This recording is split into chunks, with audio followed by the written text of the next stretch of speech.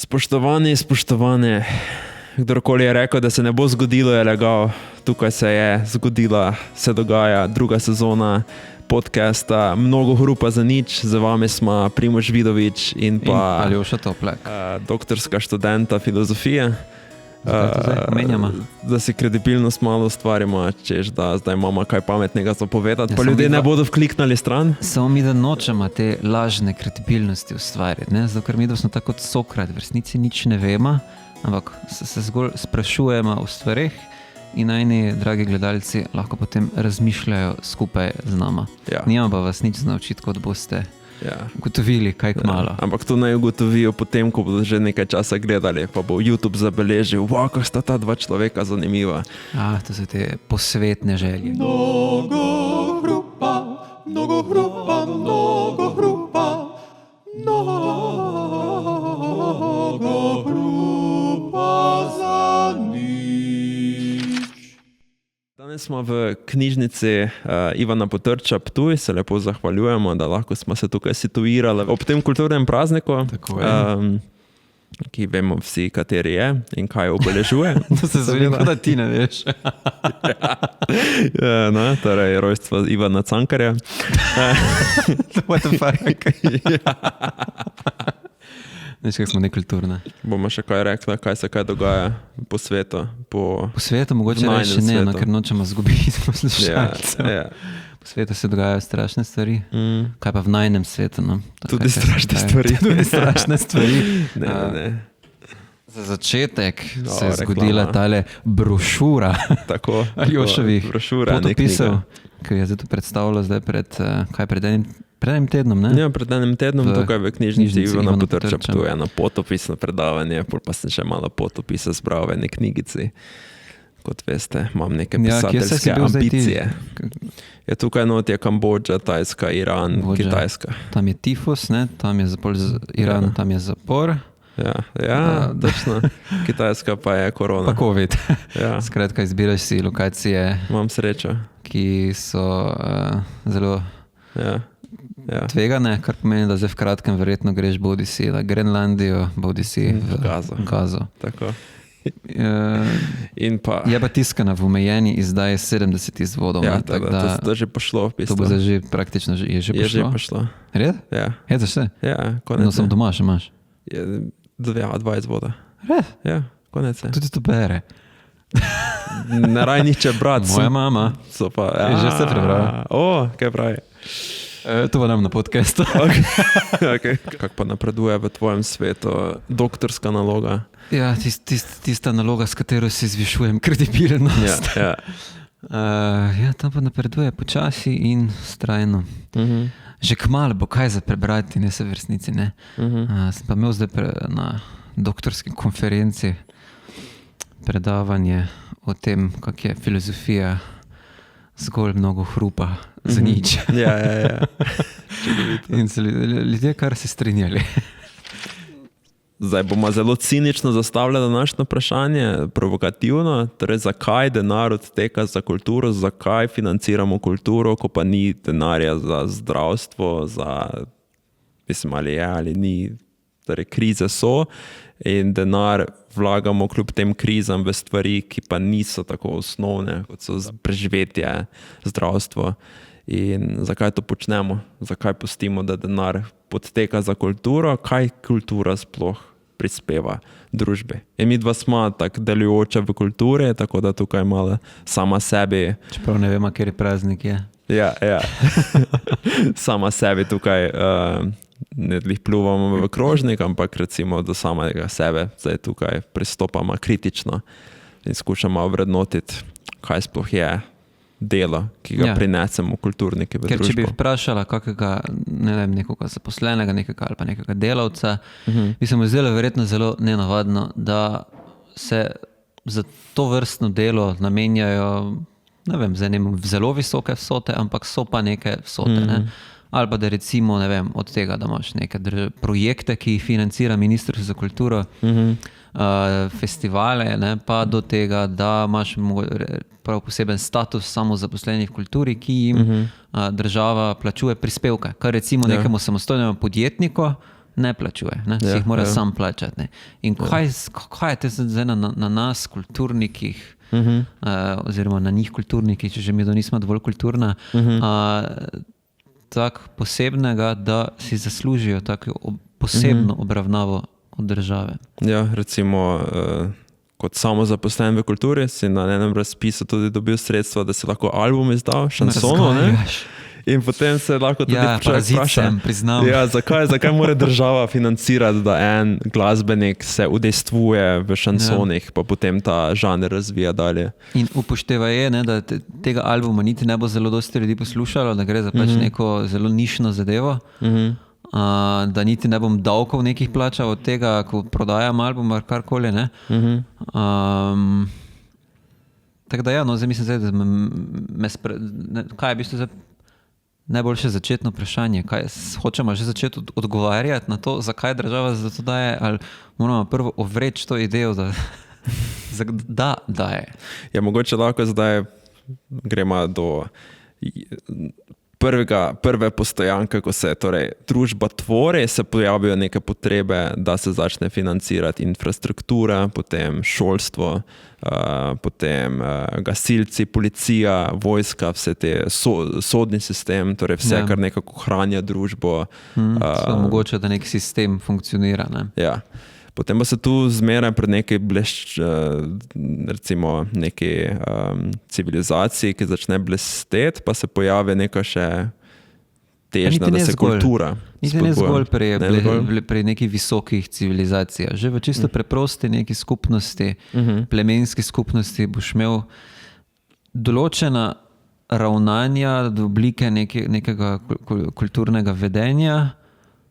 Zdaj sem že omenil besedo kultura, ne, tako je že predpostavlja, da že vemo, kaj sploh kultura je. Ja. Ampak neke stvari, ki niso tako neposredno, ne vem, uporabne, ki ne olajšajo neposredno našega življenja, ne sčistijo cest, ne postavijo cest, ne postavljajo kanalizacije, ne gre za zdravstvo. Ampak ne vem, ljudje plešajo okrog ognja, si pojejo, igrajo, izumljajo inštrumente, pišejo pesmi in tako naprej, ne. Torej, nenehno smo v nekem simbolizujočem se, oziroma neke simbolne akte to popravljamo, hočeš, nočeš v kjerkoli stopnje civilizacije, recimo, bi lahko rekel. Ja, hitro začnemo to delati, ne. Samo v resnici na tisti točki to ni plačano delo, ne. To je nekaj, kar v resnici, kar počnejo praktično vsi ljudje, ne. Vsi pojejo, vsi plešajo, vsi soustvarjajo, ne vem, folkloro nekega ljudstva, ne. In vsi tudi prispevajo, na bolj skoraj vsi, no, mogoče kakšni ti šamani, vrači pa to, ne, prispevajo k nekemu temu praktičnemu življenju, ne. Delajo, se borijo, lovijo in tako naprej, ne. Sam hkrati pa je verjetno, oziroma vidimo, da v teh družbah je potem dopustno, da človek, ki se v svojem vsakdanu ukvarja z nekimi praktičnimi stvari, da takrat, ko se pa ukvarja z simbolnimi, pa mu ni tega treba, torej lahko svojo energijo preusmeri v te čisto simbolne neke delovanje. Torej bi to lahko že gledali kot na neko tako proto dopuščanje družbe, da potem, ko se gre za neke simbolne dejavnosti, da vseeno potem ljudem, ki so v tem vključeni, da rabijo za energije, trošiti drugje, lahko zdaj to počnejo. Za neke praznike. Po mojem bi zelo pozno našla to, da se ljudje, ki se ukvarjajo z nekimi temi bolj, rečemo kar umetniškimi stvarmi za začetek, ne? Torej z nekimi dejavnostmi, ki nimajo neke neposredne, uporabne, preživetvene vloge, ne igrajo. Ne? Po mojem tam, da v teh prvih skupnostih ne bi srečala, da bi za njih nekaj posebej obravnavali. Mogoče kakšen šaman ali pa kaj takega, ne? Ampak ne na splošno posebej. Samo recimo tisti dan, ko je praznik, ta človek ne rabi iti na lov, zato ker je zadolžen za ta simbolni neki dogodek, ki ga bomo izvedli, recimo. In se je dopustno, da ta človek ne gre na delo, ampak gre neko drugo stvar upravljati. Ne? Samo po moje spet ne zato, ker je dela nekaj umetniškega, ampak je tisto bolj neka religiozna funkcija. Tam se malo preplete, ne? Ker resnica je praktično namen, če ti univerzalni red z nekim letnim dogodkom ohranjaš, pa se bogovom prikupiš. V bistvu je potem preživetvena to funkcija. Ne? Ja, ampak to delaš kot nek religiozni obred. Tam je umetnost, v religioznem obredu je umetnost vseeno podrejena. Ja. Neki ti širši, ne vem, da nekaj poješ bogovom ali pa narišeš za bogove ali pa nekaj ples izvedeš ali pa nekaj takega. Ne? Ja. Ampak to je zelo daleč od tega, da ima država poseben status za umetnike in plačuje prispevke in jih motivira k temu, da se pa dejansko, tako kot si rekel, ne, da imaš prav nek poklic oziroma življenjski slog, v katerem naj bi se posvečal praktično zgolj oziroma prvenstveno umetniški dejavnosti. Kako so sploh kulturniki živeli v zadnjih stoletjih? Recimo stoletjih ali tisočletij? V zadnjih stoletjih, zdaj, če pogledamo, recimo v Evropi, to so verjetno od mecenov bili v glavnem odvisni, ne? Ali je tudi za strani kralja potem vedno bilo? Mislim, da so tudi vladajoči bili tisti, ki so podpirali neka umetniška dela. Ja. V tej zadnjem stoletju se, po mojem se ravno v zadnjih 2 stoletjih začela umetnost izrazito osamosvajati. Če gledamo recimo, ne vem, v renesansi so večinoma ti umetniki, ki jih čislamo danes, so to delali za neke mecene, za papeže, za neke trgovce, ne, medičejce recimo.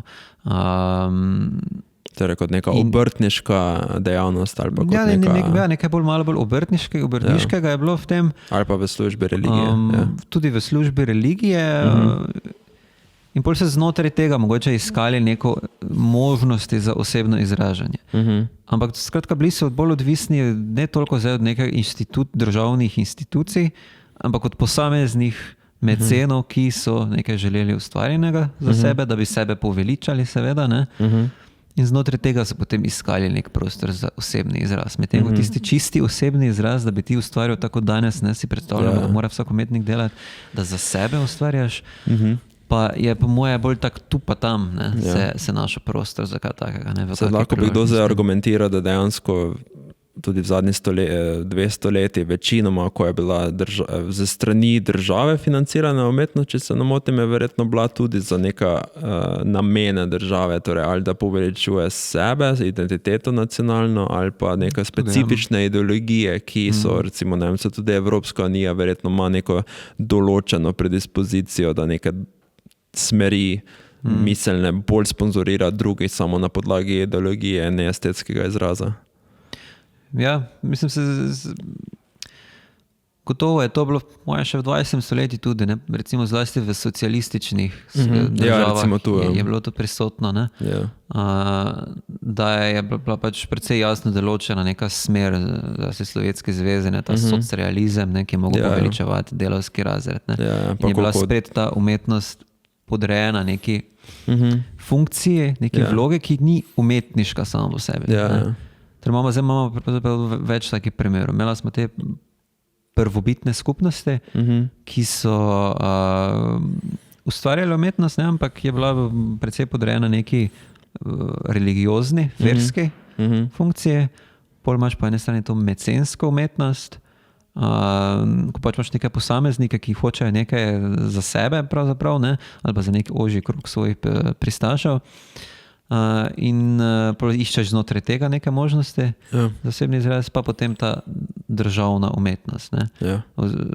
Samo državna umetnost, ki je pa v bistvu že angažirana oziroma ne vem, kak je že izraz za to, da pač je politično določena, politično usmerjena umetnost. Angažirana umetnost verjetno bi bila kar ampak danes imaš tudi angažirana umetnost, ne, pa mislimo nekaj drugega s tem. Ne? Aha, okay. Iz svobodne odločitve. No ja, se, kakorkoli. Ja, in zdaj dejansko bi lahko verjetno argumentirala, da tudi vsaj hidracija pomembna, mas ti naredil požirek, potem koš ti.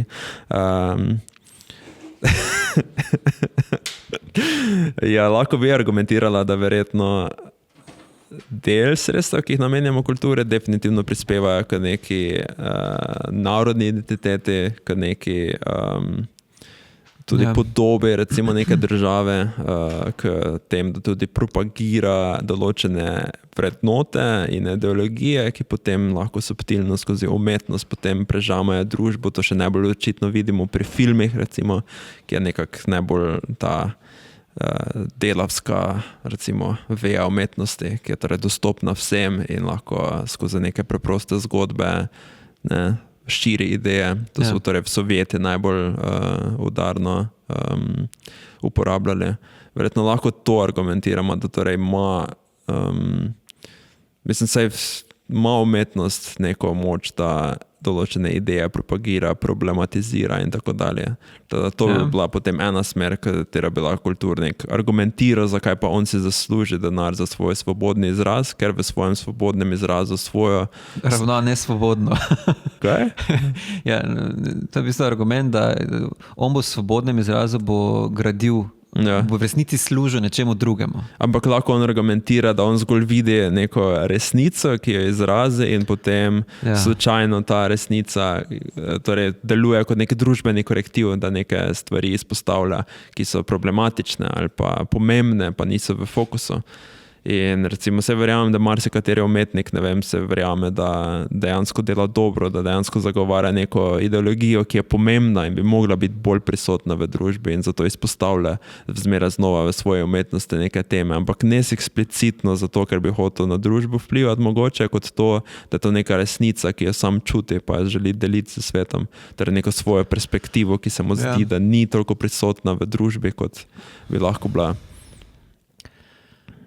Torej, to je argument za to, da bi država financirala umetnost, da bi umetnike spodbudila, da bi ustvarjali ne glede na neke skrbi za finančno preživetje, ustvarjali potencialne perspektive, ki bi na nek način razširile splošno obzorje ljudi v neki družbi. Ja. Samo do nedavnega tega ni rabila tega statusa med umetnost. Zakaj lahko? Moramo potem reči, da v tistih prvobitnih skupnosti, v službi mecenov ali pa v službi državni ideologiji sploh ni šlo za resnično umetnost, zato ker ni bila tako svobodna, ker ni bila državno financirana, da bi bila avtonomna, ampak je bila izrazito podrejena. Tisto polje slabša umetnost mogoče. Ker po mojem to pomeni, da je mogli vse te grške umetnine, ki so vse nastajale v tesni povezavi z družbenim sistemom, rimska še toliko bolj. Ja, vse renesančne isto. Renesančne pa potem seveda, celi srednji vek, ki je pa recimo v srednjem veku niti nimaš nekega zelo izpostavljenega avtorja. Avtorji so se skrili oziroma jih je bilo pri kakih katedralah, so bili tako razpršeni v različne funkcije, da se niti ni izpostavljala, ker je se umetnost izrazito podredila nečemu drugemu, ali religiji ali politiki. In kaj za argument? Skratka, zakaj bi zdaj bilo nujno, da država financira umetnost, če pa je bila umetnost po mojem čisto mogoča takrat, ko je ni.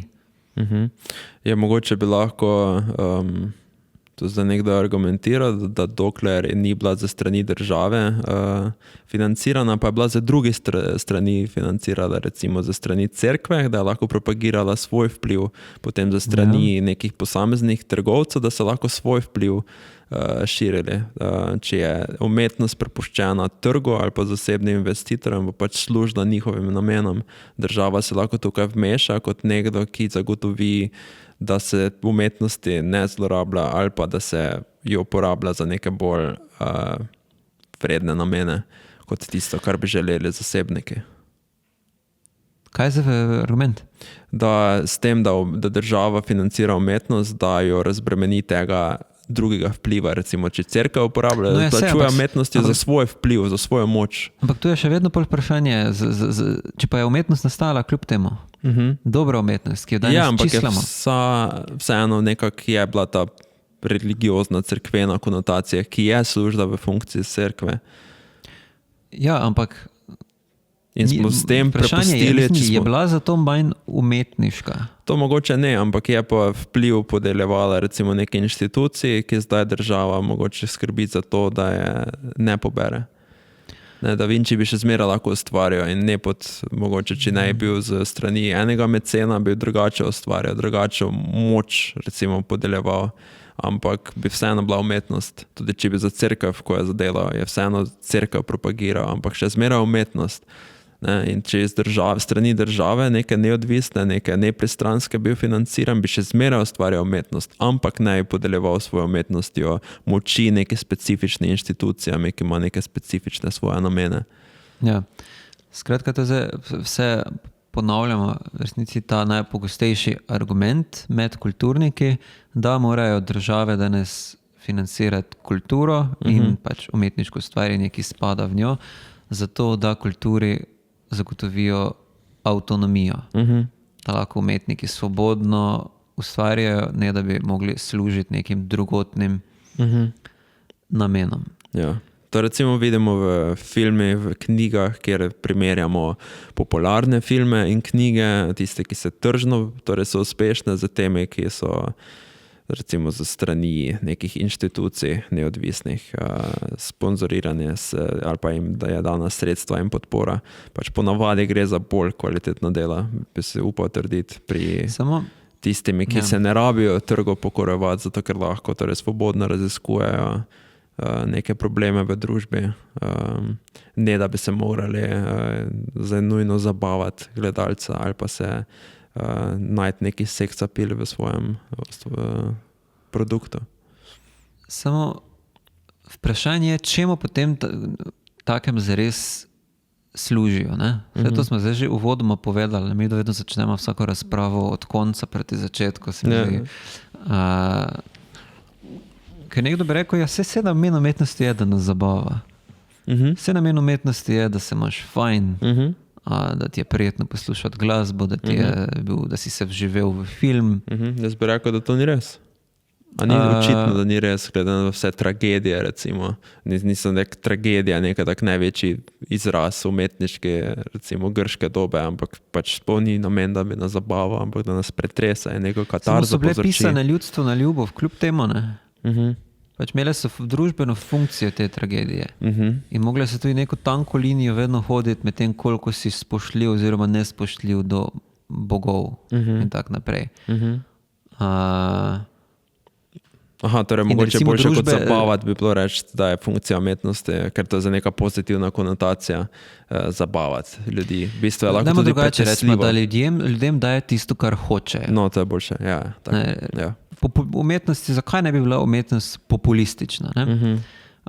Ker če je dopustimo populističnost, potem je lahko trg tudi čisto spremljiv mehanizem, ki uravnava to, kaj se bo ustvarjalo v umetnosti. Pač tisto, kar se prodaja, tisto, kar ljudje hodijo gledati, tisto je dejansko dober nek mehanizem, da prepoznaš, to je vredno umetnost. Samo pol, kaj vidimo, da ljudje gredo gledati, so neki akcijski filmi, kjer potem spet, kdo zdaj financira akcijske filme, recimo ameriška vojska in jih uporablja za propagacijo pač svojega to tudi, ampak tudi, če ne bi ameriška vojska financirala akcijski filmov, bi verjetno bili popularni.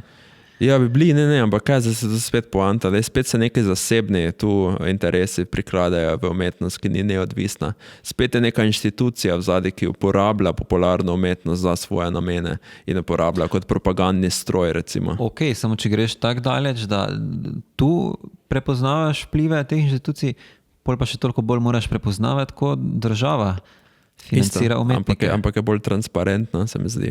Ali pa še manj, zato ker tam imaš trg, karte so na mizi. Vemo, kdo da denar. Mislim, vemo, kdo da denar. Medtem ko zdaj država, kak je v bistvu ta mehanizem, kako ti dobiš od države denar. To je dobra, to je validna, mislim, veljavna kritika. Tudi se govori v književnosti danes, da se večinoma oziroma je številni kulturniki so zaskrbljeni, da se kratko malo zlorablja za politiko, izrablja za neke zelo oske politične agende, recimo. Mislim, to, kar jaz govorim, je v resnici malo širše še. Da ti dobiš, ne vem, ali finance na projektu, ali pa da dobiš status kulturnika, moraš poslati nek življenjepis in izkazati nek portfelj, neka svoja dela, ki si jih ustvaril. In potem to neki ljudje, ki so na ministrstvu zaposlenih, pregledajo in ocenijo, če si vreden državne podpore. Kdo so ti ljudje, ki to ocenjujejo? so to predstavniki ljudstva, so to predstavniki neke abstraktne elite, ne, ki ve, kakšna je umetnost, ki jo trenutno potrebujemo. A niso to ponavadi strokovnjaki z nekega področja, neki književniki, doktori, primerjalne književnosti in tako dalje? So, ampak odkot pa izhajajo doktori in književniki in strokovnjaki, ne, iz strokovnih polj, ki so po eni strani strokovno obremenjena, imajo pač neko perspektivo stroke, ne, recimo, ne vem, nek književnik, ki pozna celo zgodovino književnosti, bo verjetno imel čisto drugačno presojo, kot pa nek človek, ki zgolj išče nek zanimiv roman. Recimo. Po drugi strani pa predstavniki kakšnega družbenega razreda so. Predstavniki nekega višjega, verjetno ponavadi meščanskega, buržujskega razreda, ne, ki zdaj so na položaju moči, da določajo, kakšna umetnost bo prejela sredstva. Torej, tudi državna umetnost v resnici ni neodvisna oziroma preferira neke specifične lastnosti umetnika.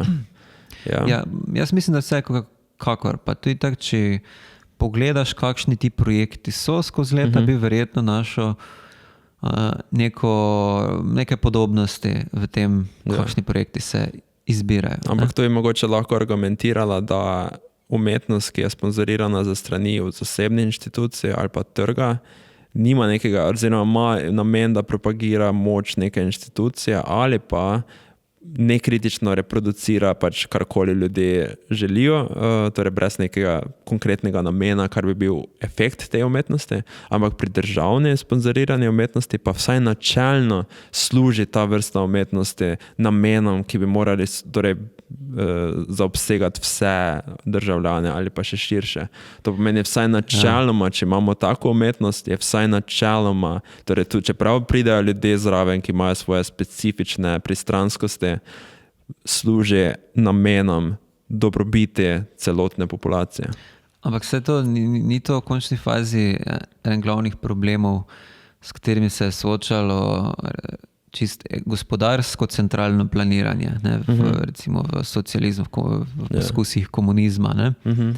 Ko si pač imel to idejo, da lahko ti imaš neko strokovno izobraženo oziroma zbereš neko skupino ljudi, ki bo znala ocenjevati, kaj zdaj ljudstvo rabi. Ampak tam je malo bolj rigidno, tu pa je vseeno malo ljudsko vključeno, zato ker niso ti strokovnjaki.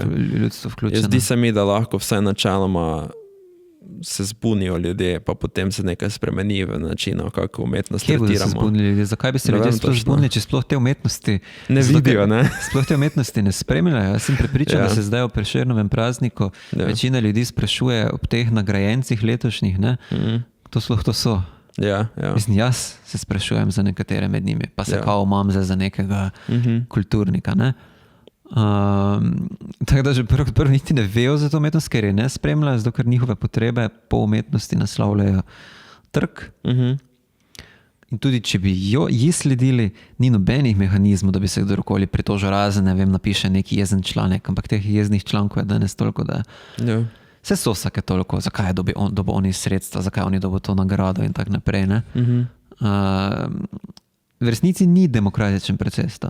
To je tehnokratski proces. Mislim, malenkost bolj odprt je zagotovo kot v recimo centralnem planiranju Sovjetske zveze. Recimo koncev, kakva afera je bila pred leti. Tudi, kakva afera je bila takrat, ko se je tista punca dobila nagrado, ne, za onim som, recimo, je pač bilo vse posod po mediju, ne, mediji so noreli od, ne, vseeno je torej neki vpliv za strani javnosti nazaj na kulturne. Torej, verjamem, da ta... Ni vplivala nazaj. Pač težko dokazati, da ni vplivala nazaj. Ne, mislim, da je. Mislim, težko dokazati, da ni vpliva. Niso odzeli nagrade. Niso odzeli nagrade, ampak verjetno... se lahko razburja na Novi 24, ampak... ampak vseeno potem to daje neke popratne informacije za kulturnike, da se potem naprej odločajo, pa kaki okus naj pač, koliko naj upoštevajo okus, recimo splošne javnosti pri svojih izbirah. Pač vseeno je soudeležena, čeprav ta soudeleženost mogoče malo zakasnjena, pa potem kakva je reakcija danes vpliva na umetnost čez 2 leti ali pa vseeno so recimo do neke mere so udeleženi, ampak ne, torej lahko bi argumentirala, da dela ta stroka v dobrobit, načelno v dobrobit celotne populacije in da načelno ta populacija tudi nazaj vpliva na njih za svojo povratno informacijo. Zmeraj se lahko zbunijo, čeprav, ja, kot praviš, res niso toliko soudeleženi v te umetnosti. Ja, tega ne bi sprejel niti, da lahko vplivajo nazaj. Ne. Po moje na to strokovno presojo, ki se dogaja za to vrhunsko visoko umetnost ali karkoli, imajo ljudje zelo malo vpliva. Pa tudi recimo zdaj Prešernove nagrade, ne, to ne vem točno kakšni so procesi, ampak to je tudi določen krog zelo običajno izobraženih ljudi, zelo specifičnim okusom, ne,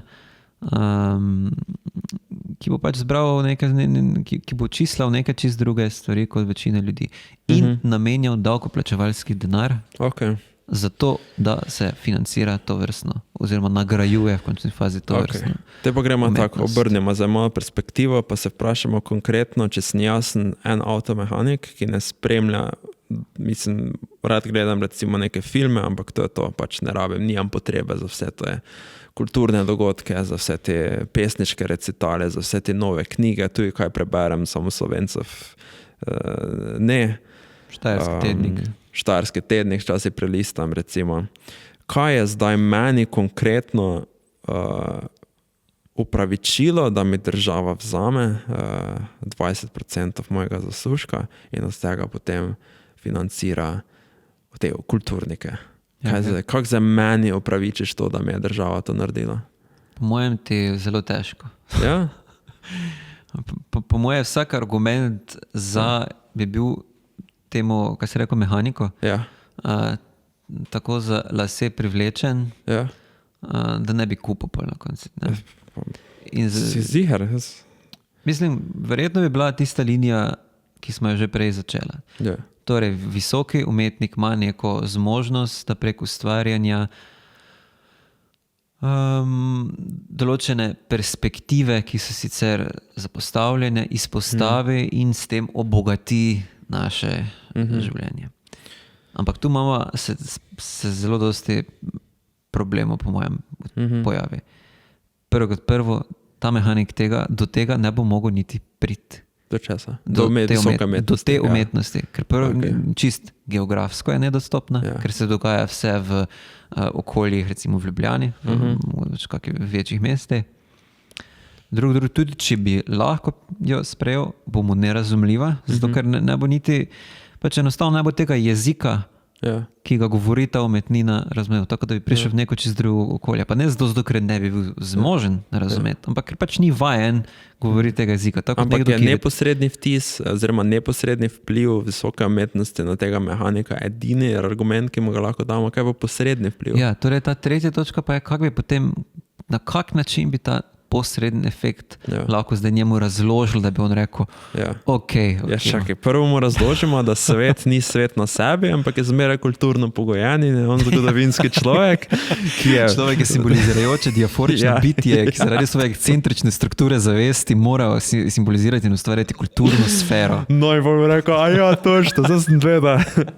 Ne, jaz, torej na nek način, torej vse svet dejansko je kulturno pogojen, mi nosto plačujemo, kako bi temu rekli, recimo naturaliziramo naš kulturni svet, to pomeni, da neke stvari, ki so nam dane kot družbena pravila, nam postanejo tako samoumevne, da jih delamo avtomatsko. Ne? Recimo staviš pri rdeči luči, ne zato, ker bi to bilo fizično nujno, ampak zato, ker si že ponotranil neko pravilo družbe. In takih pravil je milijone in se od najbolj pragmatičnih, kot je rdeča luč, gibljajo vse do najbolj nepragmatičnih, kot to, da si klobuk daš dol, ko prideš v neko stavbo. Ne? In to so kup nekih, recimo, mitov, nekih norm v družbi. Ne bi mitov vpletal. Ok, potem pa bi norma rekla in zaradi teh naših, in mi delamo kup stvari v našem vsakdanjem življenju, ki so nepragmatične. Kup nekih obredov malih, kot to, da si klobuk daš dol. Milijone takih stvari. Dajemo energijo, razdajamo za neke stvari, ki jih verjamemo, jih jemljamo za samoumevne, ampak ne služijo našemu preživetju, ampak ohranjeno neke simbolne strukture družbe. Mislim, tudi služijo preživetju. Ne? V neke družbenem redu, recimo. Po moje bi mu mogla začeti še malo bolj reducirati. Ne? Oziroma, če provam zdaj povzeti, tako kot razumem, kar si rekel, človek je kulturno bitje. Ja. To pomeni, da v resnici ne more živeti zgolj po naravi, da bi se odzival na neke nagone, ker enostavno niti ne bo se mogoče naučil hoditi. Jezika se ne more naučiti sam od sebe. Ne? Mislim, da so delali sicer neke raziskave, da otroci, recimo, če daš nekaj, ki ne govorijo, ki se še niso naučili jezika in med sabo komunicirajo, začnejo oblikovati, v bistvu na novo izumljati toplo vodo jezika. Ampak to bi pomenilo, da bi vedno znova izumljali neke jezike. Tako da, ko se znajde nek ta primat v nekem neznanem okolju, ko se skozi tisočletja razvija, se mora nujno začeti kulturno oblikovati. Torej, to pomeni v interakciji z drugimi biti svoje vrste in se od njih učiti neko podedovano znanje. Da sploh preživi. Torej, v tem smislu je kultura ni dosti bolj osnovna definicija kulture, ne za ta visoka kultura, Prešernove nagrade, pa dojenje psov, pa zastave, ali kaj so že še nekaj bile tam zraven. Ampak kultura kot osnovni način človekovega življenja, ki kot v resnici nebogljeno bitje, ki se rodi kot nebogljeno bitje, rabi kulturo, da se sploh spoprime z svetom. In potem bi lahko argumentiral, da ta visoka kultura v končni fazi vpliva na vso kulturo, ki prežema človekovo življenje. In tudi tega mehanika v resnici zelo bistveno afektira, oziroma ta mehanik že živi v svetu, ki ga je konstruirala visoka umetnost včerajšnjega sveta in je pač vplivala na današnjo realnost. In on živi v tem svetu in dela stvari, ki so kulturno pogojene, ki torej plačuje davek svoje kulturi z svojim specifičnim načinom obnašanja, ki jemlje za samoumevno, da dela stvari na tak način kot jih, ker je to pač samoumevno v tej njegovi kulturi in ta kultura je rezultat od visoke umetnosti preteklosti. Nova visoka umetnost pa preizprašuje zmeraj znova in znova naše družbene, recimo naše družbene navade, norme in tako dalje in potem vpliva na svet prihodnosti. Zdaj sem ga že zgubil. Zdaj je že stransklikno mehanik za YouTube videa. Zdaj je že še popravlja dalje, ker filozofiraš. Ok, te pa dajmo bolj preprosto. Te pa dajmo. Jaz bi bolj postopoma. Ok, te pa dajmo. Če smo zdaj začeli s to, recimo bolj preživetveno kulturo. Kultura kot neko biološko, antropološko dejstvo. Človek se pač na ta način preživi, da se drug od drugega učimo stvari in si jih predajamo iz generacije v generacijo. In v bistvu živimo neko tako bolj ne toliko naravno, umetno življenje, naravno, nagonsko življenje, ampak živimo v resnici umetno, izumetničeno življenje, ki smo se ga od drugega naučili. Se verjetno že ta vsak pojem narave verjetno dokaj relativen, ne? Se to, ne? Dostopna ta ideja, kaj je sploh naravno za človeka, to je vprašanje, ki je nerazrešljivo verjetno. Po moje pri človeku ni nič naravnega. Razen to, ko postane kulturnost tako samoumevna, da se zdi, kot da je vedno tako bilo. To je samo stvar tega, da smo odrasli v določeni kulturi in se naučili na določen način živeti. Najti smo mogli način življenja, torej vse skupaj. In problem zdaj pri tej neki umetnosti, pa višji umetnosti je, da pa zdaj del te kulture, del tega, kar ljudje počnemo v kulturi, pa je precej, ni v službi preživetja. Pojavljajo se nekaj v človeku, pa v skupnostih neke potrebe po nekih določenih načinih vedenja in izražanja, ki presegajo to, da ne vem, si loviš žival in tako naprej. Pol v končni fazi, tudi če damo to na stran, pojavljajo se religija. Razlagamo si svet na neke mitološke, mitične načine. In vse to je del tega, kar mi potem podedujemo iz generacijo preko kulture. In kje je zdaj tu tista visoka kultura, na kateri točki se to pojavi? Ne? Ko smo prej se pogovarjali, v drugem poglavju nekje pogovor, da je ta ideja, da zdaj se ta sfera kulture v resnici osamosvoji od kulture v tem bolj osnovnem smislu, tako kot smo zdaj govorili, je dokaj nova. Večino časa tudi recimo v grški umetnosti, v srednjeveški umetnosti je umetnost bila bila je za tisti čas pravzaprav vrhunska, zato se je v končni fazi ohranila. Ampak je bila spojena z vsakdanjo kulturo v bistveno večji meri, kot je danes. Recimo, če gremo dejansko v Grčijo, je bil ta poesis, iz katerega potem izhajajo te naše pojme za poezijo in tako naprej, je bila ustvarjanje v nekem dosti bolj konkretnem, proizvodnem smislu. En ustvarja mizo, drugi ustvarja sliko mize.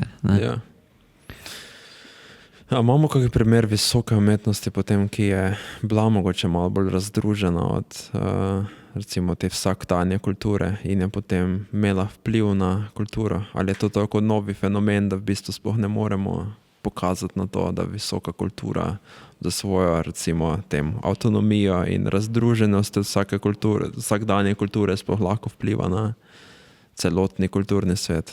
Se verjetno vpliva.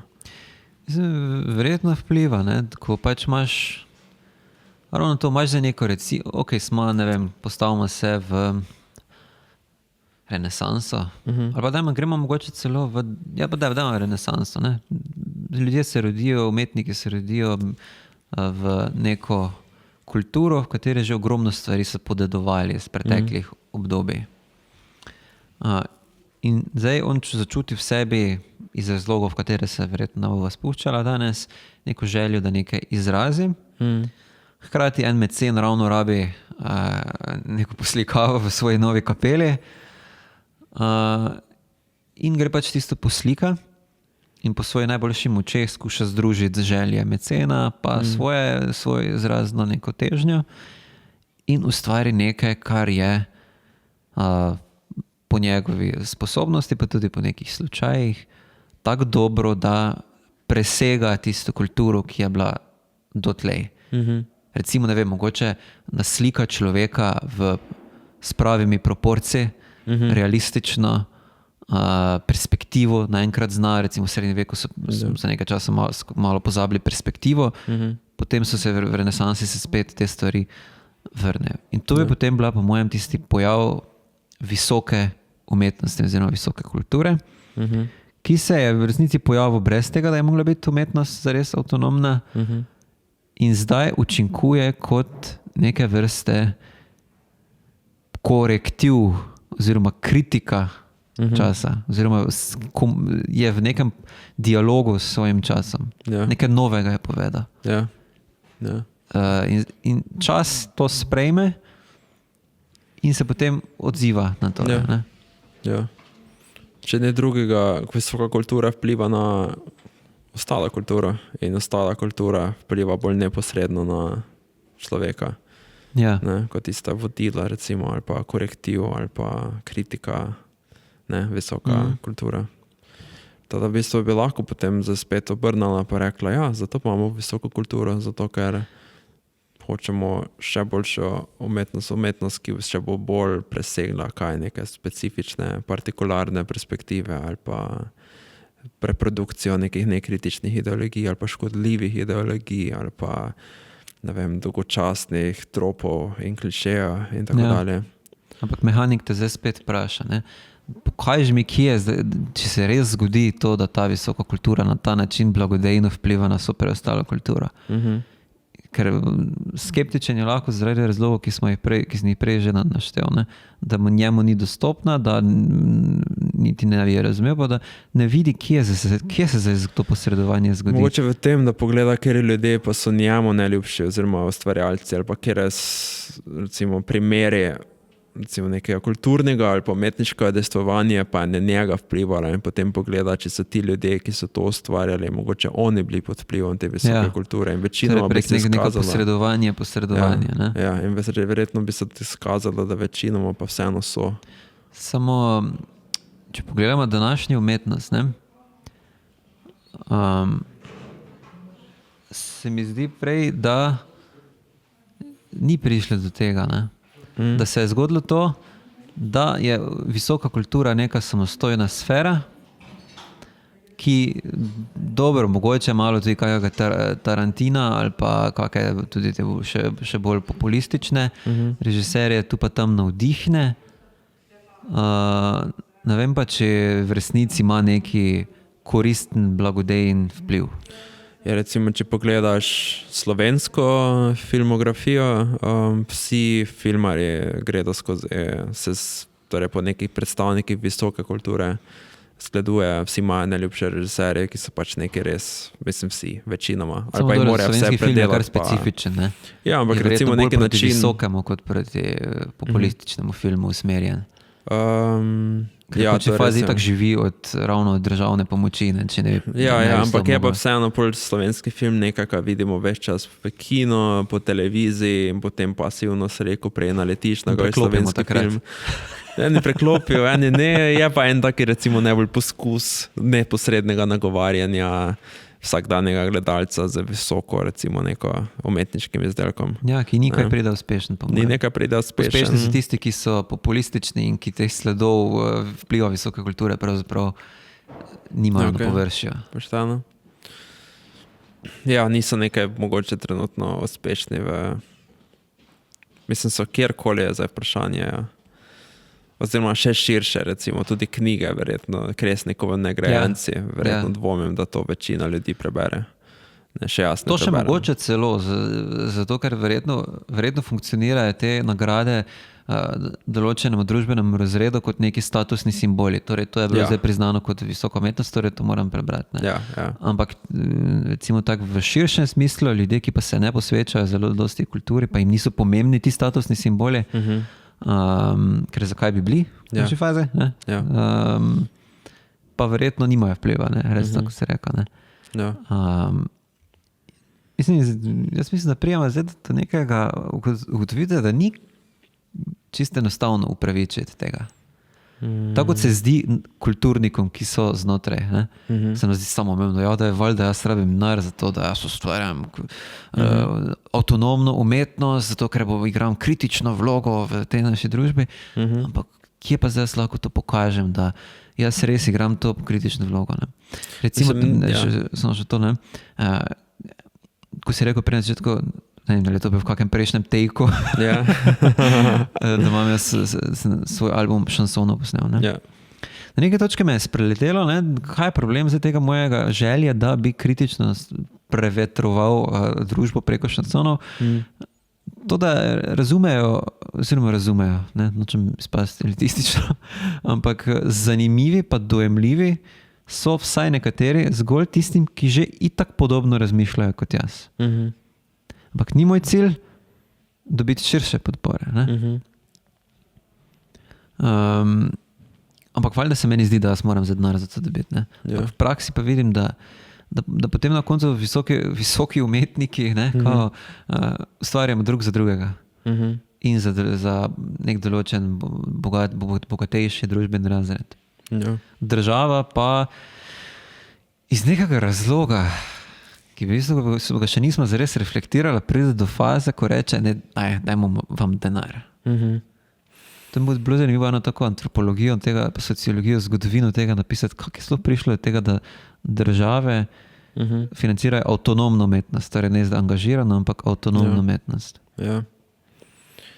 Ja, ker je logično, ne, zakaj je angažirana umetnost, torej to imamo čist. Ja, v tem smislu politične umetnosti. Politične umetnosti, recimo, to nama zdaj jasno, da kot Sovjeti velike filme sponzorirajo, EU vpliva potem zgodbe recimo malih ljudi, manjšin in tako dalje, družbenih, da potem neko recimo strpnost širi in tako dalje, ali pa izpostavlja neko zeitgeist, ne vem, kriz posameznikov. Zdaj pa zakaj pa avtonomna umetnost, ja. Mislim, da se ti sam sprašujem, že z tega vidika, ko recimo skušam se z zgodbami odestovati, ne, recimo tu imamo na mizi glih zraven Prešerna še imamo seveda. Mojo brošurico. Ja. Svojih potopisov, ne. ki sem pač malo napisal o pač svojih doživetjih po Iranu, pa Tajska, Kambodža, Kitajska, tak dalje, pač kjerkoli sem bil in potem se sprašujem, zakaj bi zdaj, vse vredo, zdaj, če taki posameznik hoče recimo kupiti knjigo, ker hoče biti zabavo med to, recimo, ki mogoče jaz hipotetično priskrbim, zdaj recimo hipotetično predpostaviti, potem razumeš, da je denar za to v zameno za neko pač dobrino, ki je pač zabava ali pa pogled v neko drugo kulturo, dogodivščino, kakorkoli. Ampak zakaj pa bi jaz, tudi na neki točki se potem čutim, itak, če pa jaz recimo dobro, kao si mislim, dobro pišem. Zdaj pa bi mi moglo, nekdo mi more plačati zato, ker dobro pišem. Država more priti in mi financirati to, da se zato poigravam z besedami in pa iščem neke nove miselne izraze. Ampak, zakaj? Zakaj bi država? Zakaj bi kdorkoli bi to dolžen? Zakaj bi jaz mogel biti, ne vem, najboljši postavljalec kamnov in bi naredil stolp za 100 kamnov in zdaj bi prišel do države pa rekel, gledaj, kaj se nareda. Visoka sodobna umetnost, je na nutshell. Da bi tam kamne samo zlagal, ampak bi ful zanimivi načini se zlagal in zdaj bi države zahteval, dajte mi plačati za to, gledaj, kako sem dobro naredil. Bi mi tudi lahko rekli, to si za sebe naredil, pač se ti si hotel to narediti, mi nijamo dobenega interesa, nismo izrazili za to, da je ti mogo kamne postavljati na kup. Torej, davkoplačevalcev bi mogli demonstrirati umetniki, da jim je ali neposredno ta umetnost jim daje neko vrednost, pa zdaj ne mislimo seveda zgolj finančne vrednosti ali pa hedonistične vrednosti, ampak neko vrednost, ali pa pokazati, kako posredno pride do te vrednosti. Jaz ne vem, se mi zdi, da ta drugi argument, ta posrednost je mogoče bolj trhelj celo kot je možnost, da bi izvedla prvo. Zakaj se ti to zdi? Samo, po moje, oba imata nevarnost. To je ta drugi argument, da bi ti zdaj pokazal, da je posredno kultura koristna. Tam se zapleteš pri tem, da ne moreš tega res dokazati. Torej, da zdaj nek visoki umetnik postavlja kamne zelo visoko ali pa doji psa. Ampak to je žal tudi usoda vseh, mislim, ne zgolj kulturni smeri, ampak tudi recimo neki čisti matematik bo imel težave s tem dokazati, ali pa tudi kakšni akademski. Ne bo imel takih težav, zato ker bo lahko pokazal na točne primere, kjer so njegove čisto matematične iznajdbe nekje praktično uporabljene. Pa če nič drugega, pač očitno je boljše se komuniciral z javnostjo, da zdaj javnost misli, da mislim, očitno je uspel razložiti, kje je njegova vrednost. Medtem ko kulturnik očitno ni. Vsaj ta visoki kulturnik. Isto mora recimo neka akademska filozofija, akademska sociologija, humanistične študije tudi zelo težko demonstrirajo, kje točno je njihov posredni vpliv. Isto vprašanje se postavi. Tam je isti problem, ampak če se mogoče omejima na umetnost. Ne samo, da mogoče potem, ko kritiziramo, da ima kultura problem te demonstracije posrednosti, mogoče moramo izpostaviti, da je to neki širši problem, ne zgolj kultura, nima zgolj kultura tega težava. Včasih ima tudi neka strokovna akademska, recimo, raziskovalna disciplina. Zlasti tista, ki je mi tva pripada. Filozofija se tudi zdi marsikomu mnogo hrupa za nič. In tudi sodobna umetnost se zdi marsikomu mnogo hrupa za nič. Skratka, kaj je zdaj naloga kulture? Ali se ljudem neposredno približa, po mojem, to je moj pogled. Tak mora biti. Pa prosim, ugovarjaj mi. Ali se približa ljudem, ali pa jim pokaže, kako se jim posredno približuje. Ali pa boje, verjetno. Meceni in pokrovitelji. Torej, sponzor najne prve oddaje v drugi sezoni ga ni, tako da smo si poiskala ga sama. In zdaj namreč... Kje smo ga našla v analiz zgodovine? V slovenski kuharici Magdalene Plajvajsove, ki jo je izpopolnila in predelala sestra Felicita Kalinšek, šolska sestra in učiteljica na gospodinjski šoli. In zdaj v tej knjigi, razen tega, da lahko najdete recepte za to, kako pripraviti bobra, vidro in podobne pripadnike životinjskega carstva. Imajo želvino juho. Imajo tudi določene reklame. Zdaj recimo, če rabite, to boš zoomiral, ne? Ja, seveda. Če rabite zobozdravnika, imate v Ljubljani na Marijinem trgu številka 3 doktorja Alfreda Braunseisa, ki ordinira od 8 do 12 ure dopoldne. To je iz leta 1912 je bilo to natisnjeno. V Ljubljani založila katoliška bukvarna. Wow, a so že imeli anestetika zobozdravniki takrat? No, se ravno to želim pri zobozdravniku zdaj. Kakšne vse storitve gospod Braunseis izvaja? Plombira zobe, vstavlja nove umetne zobe in zobovja, leči zobne in ustne bolezni. In kar je še najboljše pri gospodu Braunseisu, zobe izdira brez bolečin s kokainom. Pa šivalni stroj pri gospodu Ivanu Jaksu in sinovih. Pa pisalni stroj, celo pisalne stroje imajo, steklarstvo. Skratka, ja, to je en samovoljno izbran sponzor prve epizode tega podcasta. 113 let stara knjiga, torej. Ja, sicer boste zelo težko prišli, verjetno do teh storitev. Mogoče pa so kakšni nasledniki. Potrkate na Marijin trg 3 v Ljubljani, pa vprašate po kom? Braunseis, gospod dr. Alfred Braunseis. Za vas mnogo hrupa za nič. To, čudovito. Meceni in pokrovitelji.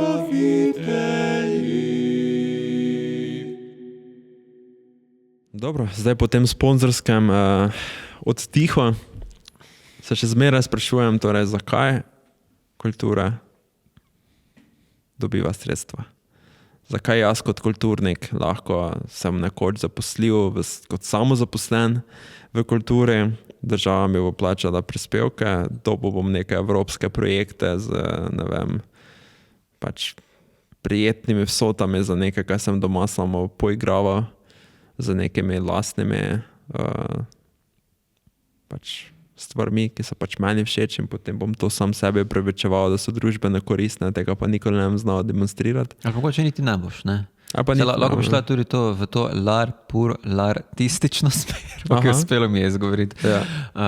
Kaj ta beseda? Konec 19. stoletja, ko so bili ti dekadenti, simbolisti, Oscar Wilde, pa Charles Baudelaire, pa to, ko so zagovarjali, da umetnost ne služi ničemur, umetnost je zaradi sebe same. In to je njena vrednost, ne? Ja. Sicer se verjetno dajo argumenti v tej smeri dati, ampak po moje najnega mehanika ne je prepričali. Ne? Ja, verjetno ne. Tisti poeti specifično sploh, verjetno ne. Bi jih prej prepričal kakšen Tolstoj, ki poda vsaj dobro zgodbo. Ja. Ne pa zgolj neki verzov, pa neka glasbe, ko nekaj razvija, pa tak naprej. Ne? Ja. Lahko pa rečemo, ne moramo ti razložiti, ker je to prezakomplicirano za tebe, mi bomo boljše od tebe, pusti nam, da se mi odločimo namesto tebe in imejmo kulturo. In to je dejansko situacija danes, ne? In to je dejansko situacija, in to je v resnici snobovska elitistična drža. Ja. Ki mislim, da je pravzaprav kar dosti ljudi v kulturni sferi ima. In ki, ne vem, jaz tudi sam zapadem vedno znova, ne si vsake, ko si kdaj jezen, da ti kaj ne uspe, pa ni podpore ali pa kaj. Pa pa mogli bi to podpirati, ne, se to je pomembno, ne. Samo, ko pa z določene trezne razdalje pogledaš, pa vidiš vse te protiargumente, ki si zdaj že pregravamo več čas skozi, ne. Ampak, torej, prej sem rekel, ne, da vidim 3 poti, in tretja pot se mi zdi najboljša. Torej, da po eni strani se umetnost približa ljudem, po drugi strani pa da je ljudem tudi razloženo, kako posredno kak jim je relevantna bolj posredna. Ampak tu pa sta po mojem v obeh primerih torej nevarnosti. V prvem primeru to približevanje lahko vodi v populizem, kar je verjetno iz lastnih izkušenj dvema, ko smo mogoče kdaj kako stvar naredila bolj všečno ljudem. Hitro prijaš do nekih takih protislovi. Ne? Recimo, po eni strani hočeš kritizirati kakšno družbeno prakso, oziroma ne hočeš, da jo kritiziraš. Hočeš jo prikazati in jo potem posredno s tem kritiziraš, ko jo izpostaviš. Po drugi strani pa hočeš biti dojemljiv. Ja. In je vedno eno tehtanje. Ja. Uporabo to rimo, recimo, meni jaz se dosti krat z rimami ukvarjam, ne? Uporabo to rimo, ki je zelo neka abstraktna, obskurna beseda, ki ljudje ne poznajo, tako so zdaj bili pravkar ti dve obe besede, verjetno, ne? Ja. Obskurna. Ja. In bom s tem dobil neko, ne vem, umetniški učinek, pa kritični učinek, pa humorni učinek, bom pa s tem zgubil tiste, ki te besede ne poznajo. In to je po moje pač tisto neka tenzija, v kateri si vse skozi. Ne? In kaj zdaj narediti s tem? Ne? Je to možno ta ples odplesati? Je mogoče pa zato tako težek, ker gre za neko krmarjenje med Scilo in Karibdo, lepo po sredini zlate. Pa mogoče je to odgovor. Mogoče ne sme zanesti umetnosti oziroma mogoče mora umetnost biti dobrohotna in skušati to demonstrirati, ampak ne v svoje potrebe za to, da bi učinkovala žrtvovati tisto bistvo, zaradi česa sploh lahko blagodejno vpliva na družbo. Torej, da obdrži svoje kritično jedro, ga skuša, kar se da približati javnosti, ampak da ne to stori za ceno tega, da bi izgubilo svoje bistvo. Torej, neka ravnovesje med integriteto umetniško, pa zvestobo temu, da poveš tisto, kar res hočeš, pa se ti zdi, da moraš povedati, in temu, da kljub temu ostaneš razumljiv. Ne? Ja. In država to je moj nek ta ples. Pa lahko bi rekla, verjetno, da marsikateri od teh umetnikov, ki jih visoko čislamo, jim je to v končni fazi uspelo. Ja, mislim, da. Če gledamo, ne vem, kako recimo Anu Karenino, Tolstoj, Dostojevski, mogoče malo manj, je že malo težje, so v bistvu ohranili neko ravnovesje. Ja. Po drugi strani pa je to vedno mogoče. Ne? Kaj pa če včasih moraš podirati meje, pa pričakovano, pa iti do konca, brez kompromisov? Ja, mogoče. Kaj če si umetnik, ki zagovarja recimo idejo istospolnosti v 15. stoletju, pa nosiš to istospolnega razmerja, torej, da pa si v 15. stoletju živiš. Ja. Recimo, tu ni dobenega kompromisa, oziroma dobenega načina, kako se približati. V 15. stoletju še niti ne je bilo tako hudo. Kaj pa, 16. V renesansi je to bilo malo bolj spet. Aha, ok. No, to. Ja. Recimo, ali pa recimo, kot kaj če čutiš. Mislim, recimo, da živiš v režimu, ki je opresiven in moraš takšno umetnino narediti, ki bo radikalno prikazala to, kar se dogaja, ki ne bo zdaj nekaj iskala nekih, bo zdaj to razumljivo ljudstvo, ne, pač taki radikalni izraz bo dala, ne vem, tako so bili avantgardisti. Ne. Kaj če mu na koncu moraš kričati, da dosežeš določen učinek, tudi če ga ne dosežeš med ljudstvom, ampak zgolj med določeno ožjo skupnost. Ja, pa konc koncev neka terapija družbena, pač vse to boli, mislim, to človeka zmote, to ga ni prijetno. Včasih nas kera umetnost razjezi, pa razbesni, pa užalosti, užali. In mislimo, to je grozno in potem še lezo nazaj odkrijemo, da v resnici pa je neko globjo resnice izrazila, ki si mogoče kot družba ali pa posameznik nismo recimo želeli priznati. In mogoče je lahko tudi to potem argument, zakaj umetnost ne sme biti populistična, zato ker vsa tista umetnost, ki zares lahko dobrohotno vpliva na družbo, mora to družbo užaliti in jo oziroma žaliti, bolečino povzročati. Ampak včasih tudi. Ali včasih tudi, zato ker je pač transformacija na boljše pogosto boleč proces, ki ga družba ne bo želela kar tak priznati. In bo dolgo rabila, da bo videla, zakaj je to bilo nekaj blagodejnega, recimo, nekaj obliž. Ja. To bi lahko bil en argument. Konec koncev, recimo, danes so umetniki, ki verjamejo, da je mestna industrija neka moralna katastrofa, Ja. recimo analogna genocida, pač vse kaj ne drugega, kot kričijo.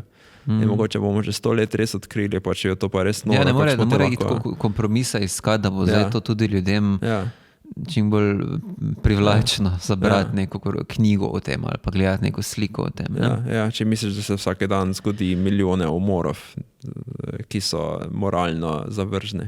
Samo po drugi strani jaz pa reči, če ta bolj avantgarden, radikalen pristop k umetnosti v resnici je komunikativen. Ne?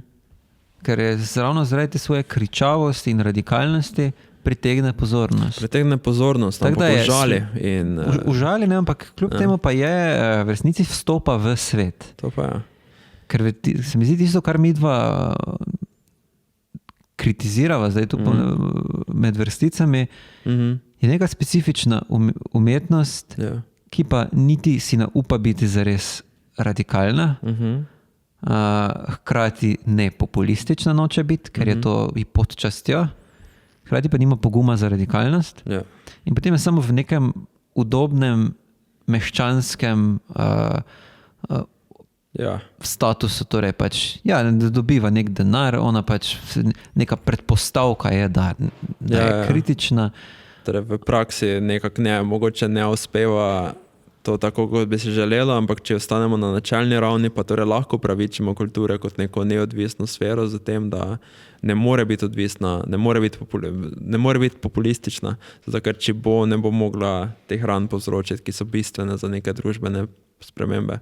To bi lahko torej rekla. Ne? Recimo se konec koncev tista ženska, ki je, zdaj ni žal ne poznam točno, kaj je bil ta akt specifično, kaj je bil namen, ampak ki je dojila psa, ali kaj že bilo tisto za tisto Prešernovo nagrado.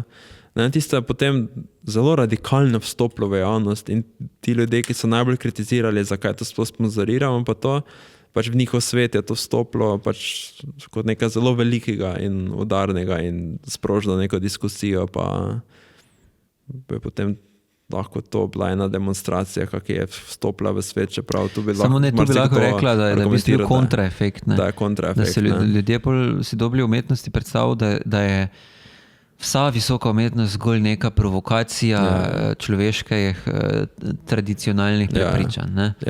In v tem smislu je mogoče bolj lahko škodi spet umetnosti.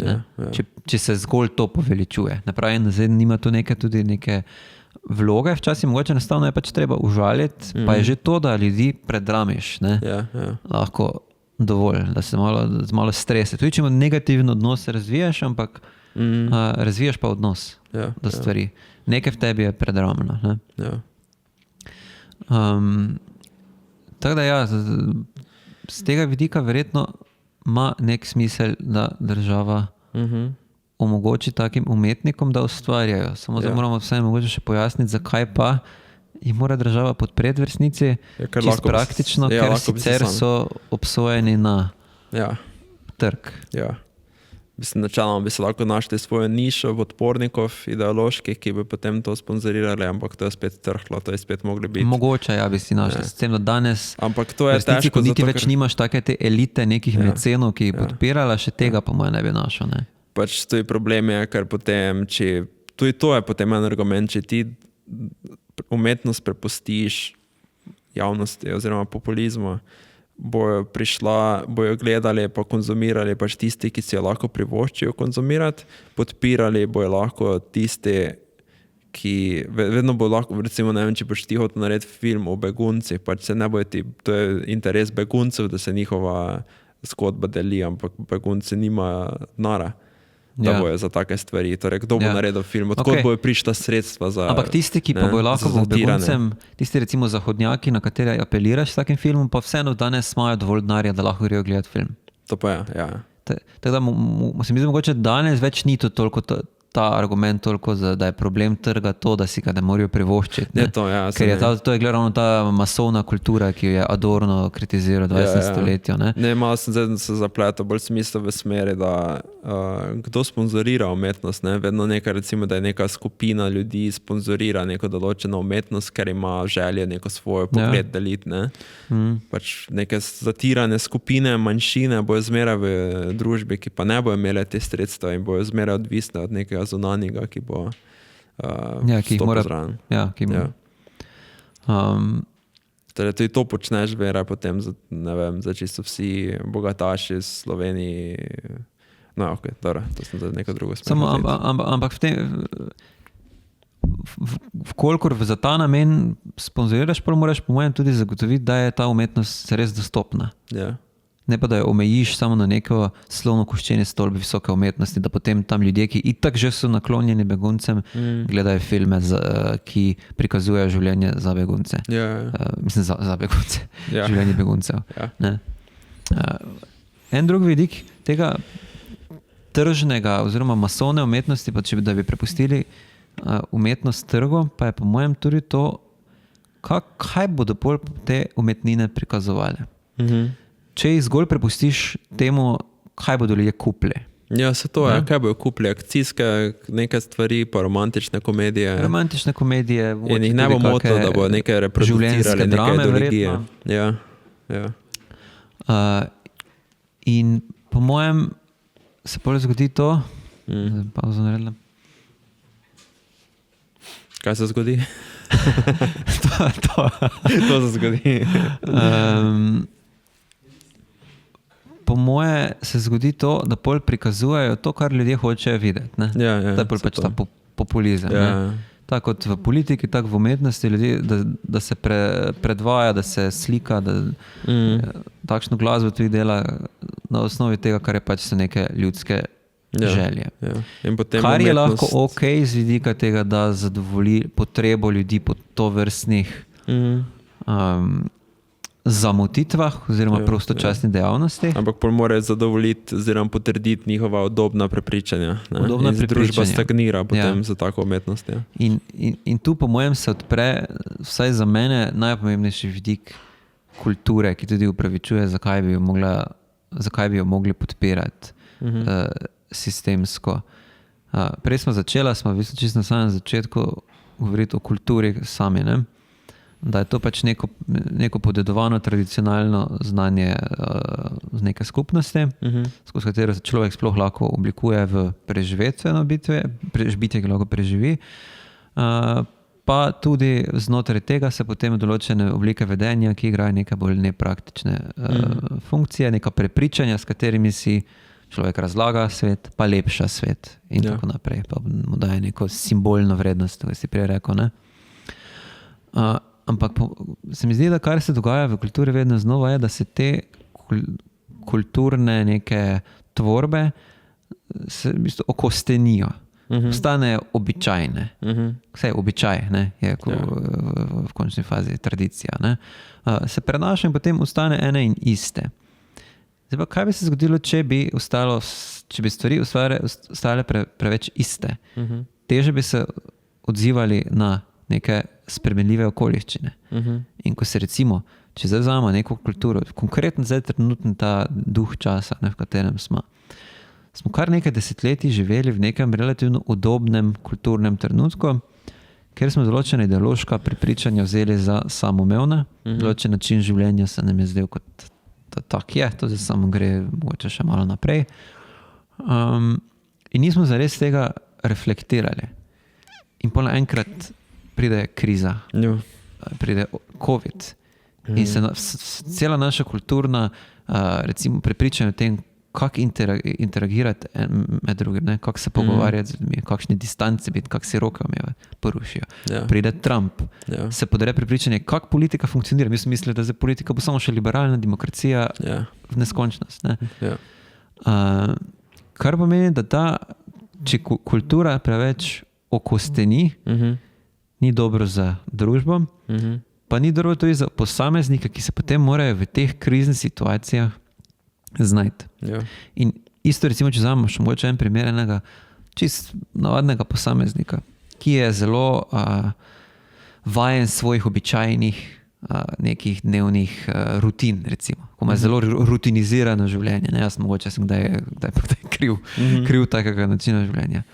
Pole prije nek dogodek, na katerega se moraš odzvati prilagodljivo. Ja. Ali pa imaš prepričanja, recimo, ne vem, mogoče to je taka, prej smo že o homoseksualnosti govorila, recimo, da ima nek starš prepričanje, da je homoseksualnost strašna stvar, nikoli ni tega izzval preko umetnosti, preko izobražbe in tako naprej. Pol pa se mu zdi, ne vem, vnuk, sin, karkoli, homoseksualen. Mož. Se nekaj takega skratka izkaže in se mu lahko poruši svet, ne more se soočiti. Ja. Kar pomeni, vse to je po mojem argument za to, da se, kolikor smo kulturna bitja, ne postanemo zgolj bitja tradicij in običajev. In del kulture je po mojem to, da se ti običaji pa tradicije vedno znova osvežujejo oziroma se kultivirajo. Če damo zdaj, da smo na Ptujskem polju, čist agrikulturno, tako kot je v končni fazi izraz, odkoder je izraz kultura izvira, ko je Cicero primerjal. Tako kot imaš na vrtu, konec sezone, ko moraš malo preštihati vrt, obrniti zemljo. Moramo mi preštihati ljudi. Zaštihati. Tako moramo mi kultivirati družbo in sebe kot posamezniki, da se osvežujemo, da spet prije kisik not v to zbito zemljo. Lepa primera. Lepa primera. To je z doktorata, zato je toliko izdelano. Tako je ti rekla, da ne okosteni, da postane prožna kultura, da se lahko na neke nove okoliščine odzove za svojimi miselnimi poti, ki jih razni posamezniki razvijajo, mogoče na slepo in zatem odpirajo možnosti, da ko se situacija spremeni, lahko že po nekih že izdelanih delih posežemo, ki nam torej daja neki odgovor. Ne? Lahko je te govorila o intelektualni infrastrukturi. Razmišljam, preštihati ljudi.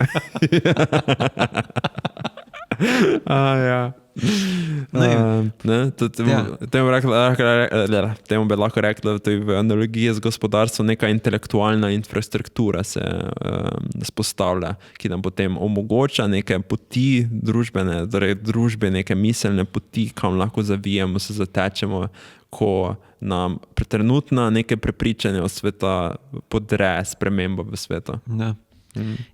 Iz tega vidika nima samo neke te visoke funkcije duhovnega preobražanja kulture, ampak čist praktično, življenjsko. Da se lahko sooči z življenjem, ki je kompleksno. Ne? Življenje se ne dogaja zgolj v nekih preprostih potezah, ampak moraš biti prilagodljiv na zelo hitro spreminjajoč se svet. Ne? Torej na to provokativno vprašanje na začetku bi torej lahko odgovorila, dobro se to, zakaj financiramo kulturo, predpostavlja eno sliko, kaj točno kultura je, in sicer, da ni najprej poskrbimo za osnove, kot je infrastruktura, torej fizična, cesta in tako dalje, elektrika, vojska, policija, gasilce. Da postavimo tradicije in običaje, oziroma institucionaliziramo, ustanovimo neko družbeni red. To je tisti prvi korak. Ne?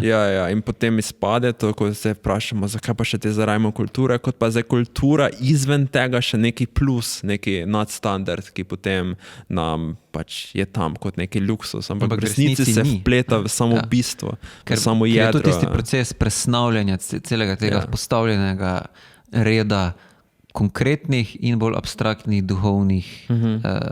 duhovnega načina življenja. Človeškega. In po moje bi rekla pol temu najnemu mehaniko, ki zdaj verjetno več nama ne sledi, ker mu je dolgočasen pogovor, bi mu rekla, zakaj bi zdaj on mogel se po eni strani plačevati za visoko umetnost, pa po drugi strani se izpostavljati, zato iz istega razloga, kot mora kultivirati vrt. Ker s tem sebe in tudi svojo skupnost jim omogoča, da se osvežuje in ostane prožna, da se lahko odziva na neke stvari. Ker če ne bo presenečena in v tistem, ko si presenečen, pa se boš potem dostikrat odzival na neke načine, ki pa niso nujno najboljši. Točno to, kar se zdaj dogaja. Ne? Ja. Recimo je COVID zarezal naš družbeni red, prišla alternativna desnica, ki je odgovorila na to občutek neke kriznosti in izgubljenosti z enim zelo enoznačnim odgovorom. Tu imate ta red, bomo vrnili. Ampak to ima zelo dosti nekih stranskih posledic. Če bi pa se bolj kritično kultivirali kot ljudi, posamezniki in družba, pa bi po mojem se vsaj malo lažje soočili s tem. In jaz mislim, da tudi vse to si praktično recimo v COVID-u videl, da ljudje, ki se na ta način kultivirajo, pa zdaj ne mislim tega, da hodijo v Cankarjev dom na najbolj elitne predstave, ampak ne vem, so radovedni, se naučijo kaj novega, so odprti za neka drugačne poglede. Pogleda na RTV ali pa kjerkoli mimo grede kakšen film, ki mogoče ga drugače ne bi, ampak mu pusti priložnost. Že to je dovolj. Ali pa tudi, če nič od tega ne gledaš, pa si sam sabo toliko, da se izzivaš. So se lažje odzivali na krizo kot pa tisti, ki so pa zelo bili vajeni recimo nekega tega okostenelega načina življenja, da si se družil lahko, da si lahko jedel, kje si hotel, da nisi maske imel. Samo po moje pa vseeno pa ne smemo pozabiti, tudi če zdaj se to zdi mogoče zadovoljujoča, vsaj meni neka formulacija, da je na umetnikih, pa nasploh na kulturnikih, pa na humanistih, da se zavedajo tega, kaj pravzaprav počnejo. Da se ne pustijo odnesti temu larpurlartizmu. Da so oni sami sebi namen. Ne pravimo zdaj, da so imajo neko ful jasno družbeno uporabno funkcijo, ampak vendarle pa imajo neko vlogo, ki daje ravno tisto globino smisla temu, kar delajo. Ker če nemaš ali imaš politikanstvo, ali pa imaš narcisizem. V umetnosti se mi zdi, da se to zgodi. Ali služiš samo nekim družbenim namenom, politiziraš brez veze, ali pa si ti tak izjemen in ti imaš samo tvoja umetnost mora biti zdaj videna in predstavljena pa sponzorirana. To pa se mi zdi narcisistično. Ne vem pa, če so se pripravljeni umetniki s tem soočiti. Se mi zdi, da nam je udobneje jamrati, kako država ne daje denarja. Kako se tebi zdi? Torej, kaj je odgovor, da se moramo sprejeti to našo vlogo bolj jasno in potem skušati bolj jasno sebi in drugim predočiti, na kak način se trudimo za to, da bi našo kulturo prevetrili oziroma ji dali nekaj prožnosti, jo obogatili. Mislim, dejansko jo moramo potem tudi bogatiti v končni fazi. Oziroma nek bogatiti, kultivirati. Če bo obogateno, bomo videli, upamo. To je neko upanje. Mislim, težko drugače dati argument, zakaj bi te država morala ali pa kdorkoli sponzorirati. Mogoče ni slabo, da tudi država pripomore. Če res zagotovi avtonomijo. In imajo tudi vsi ti, ki to zagotavljajo, to vse v misli. Da torej ni, da umetnost se ne podpira zgolj zato, ker hoče neko določeno ideologijo širiti, ker jih je pač všečno določene družbene skupine, ampak se zaveda te malo globlje družbene oziroma kulturne, antropološke, človeške odgovornosti, ki jo umetnost ima. Kar pomeni, da zdaj ne bo zagovarjala zgolj te politikanske umetnosti, niti zgolj populistične, ampak bo iskala to neko srednjo mero. Ker ta srednja mera je vedno pač prisiljena tisti kompromis delati, kot smo prej rekla. Ker si na zelo nehvaležnem položaju. Država podpira zgolj vrhunsko umetnost, trg pa zgolj populistično umetnost. Ampak populistična umetnost zgolj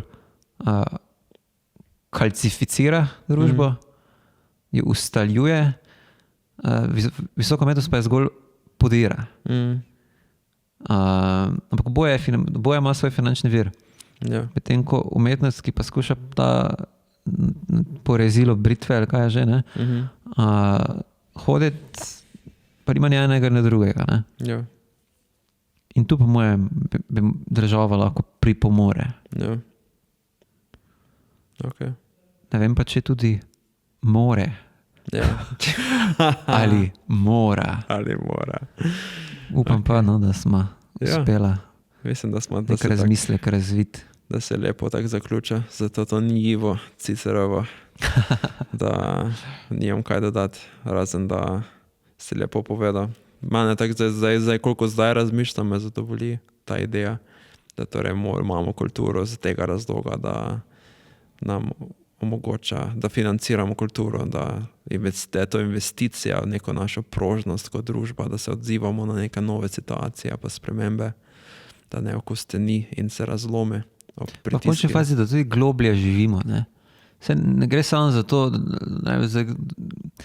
da je neke praktično koristnost, ne?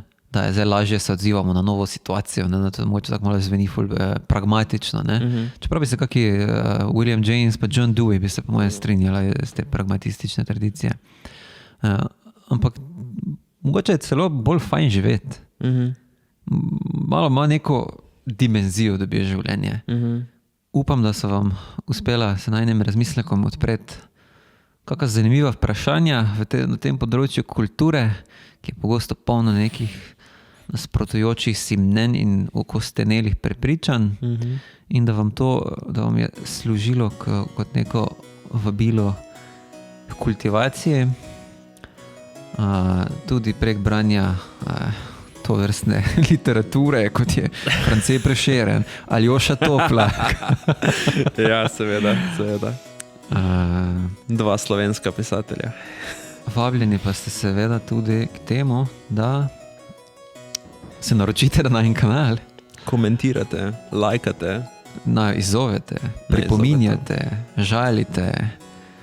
Tudi na žalitve se bova odzvala, kar se da sokratsko. Tako.